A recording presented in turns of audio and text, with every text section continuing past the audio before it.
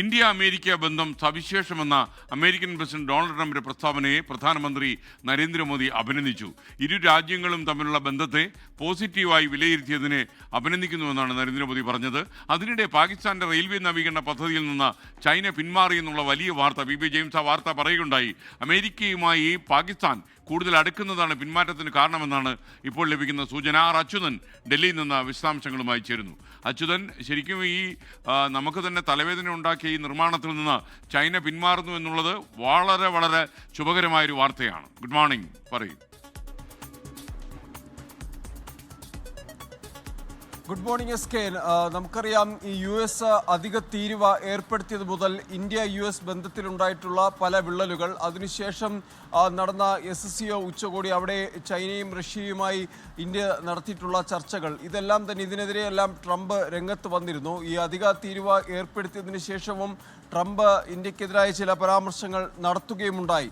എന്നാൽ ഇന്ന് ട്രംപ് ഒരു പരാമർശം, അതായത് അദ്ദേഹം പറഞ്ഞത് ഇന്ത്യയും US തമ്മിൽ ഒരു പ്രത്യേക ബന്ധമുണ്ട്, അതിൽ ഒരു തരത്തിലുള്ള ആശങ്കകളും നിലനിൽക്കുന്നില്ല. തൻ്റെ നല്ലൊരു സുഹൃത്താണ് പ്രധാനമന്ത്രി നരേന്ദ്രമോദി എന്ന ഒരു പ്രസ്താവനയാണ് നടത്തിയത്.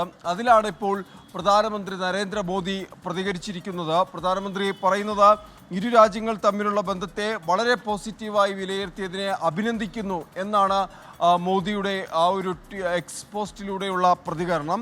ഇന്ത്യക്കും US-നും ഭാവിയെ മുൻനിർത്തിയുള്ള ഒരു തന്ത്രപ്രധാനമായ പങ്കാളിത്തമുണ്ട് എന്ന് പ്രധാനമന്ത്രി കൂടി പറയുന്നു. അപ്പോഴും ഒരു ചോദ്യമായി ഉയരുന്നത് ഈ അധിക തീരുവ, അത് പിഴ അടക്കം ചുമത്തി തീരുവ ഏർപ്പെടുത്തിയ US നയം, അതിൽ ഇതുവരെയും പ്രധാനമന്ത്രി നേരിട്ട് ഒരു വിമർശനം, ട്രംപിൻ്റെ പേരെടുത്ത് പറഞ്ഞുള്ള വിമർശനങ്ങളൊന്നും തന്നെ നടത്തിയിട്ടില്ല എന്നുള്ളതാണ്. മറിച്ച് പ്രധാനമന്ത്രിയെ ഇത്തരത്തിൽ പ്രശംസിച്ചും ഇരു രാജ്യങ്ങൾക്കിടയിലുള്ള ബന്ധത്തെ, അത് ശക്തമായൊരു ബന്ധം നിലനിൽക്കുന്നു എന്ന് പറയുന്നതിലായിരുന്നു പ്രധാനമന്ത്രി ഇത്തരമൊരു പ്രതികരണം ഇപ്പോൾ നടത്തിയിരിക്കുന്നത്. SK.